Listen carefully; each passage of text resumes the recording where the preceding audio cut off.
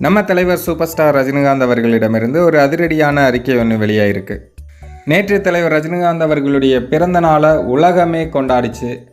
நிறைய பேர் தலைவருக்கு வாழ்த்து சொல்லியிருந்தாங்க. நிறைய அரசியல் பிரபலங்கள், சினிமா பிரபலங்கள், கிரிக்கெட் வீரர்கள் நிறைய பேர் தலைவருக்கு வாழ்த்து சொல்லியிருந்தாங்க.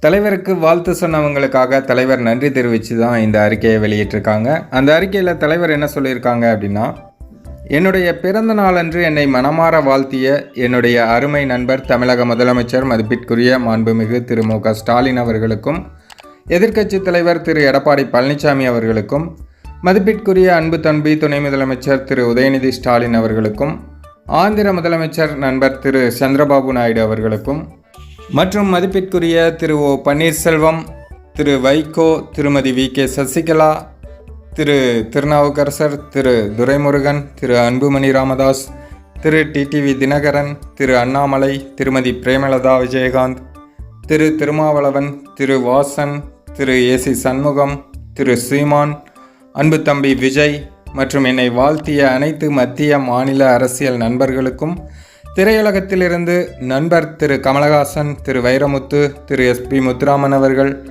திரு விஜயகுமார், திரு சத்யராஜ், திரு பாலகிருஷ்ணா, திரு ஷாருக்கான், திரு அமீர்கான், திரு பார்த்திபன், திரு தனுஷ், திரு சிவகார்த்திகேயன் மற்றும் அநேக நடிகைகள், திரையுலக தயாரிப்பாளர்கள், இயக்குநர்கள், விநியோகஸ்தர்கள், திரையரங்க உரிமையாளர்கள், ஊடக நண்பர்கள், தொலைக்காட்சியினர், கிரிக்கெட் வீரர்களுக்கும் மற்றும் அனைத்து விளையாட்டு வீரர்களுக்கும், அனைத்து துறை சார்ந்த என்னுடைய நலம் விரும்பிகளுக்கும், நண்பர்களுக்கும், என்னை வாழ வைக்கும் தெய்வங்களான ரசிகர்களுக்கும், தமிழக மக்களுக்கும், உலகெங்கும் இருக்கும் என்னுடைய ரசிகர்களுக்கும், நண்பர்களுக்கும் என்னுடைய மனமார்ந்த நன்றிகளை தெரிவித்துக் கொள்கிறேன்.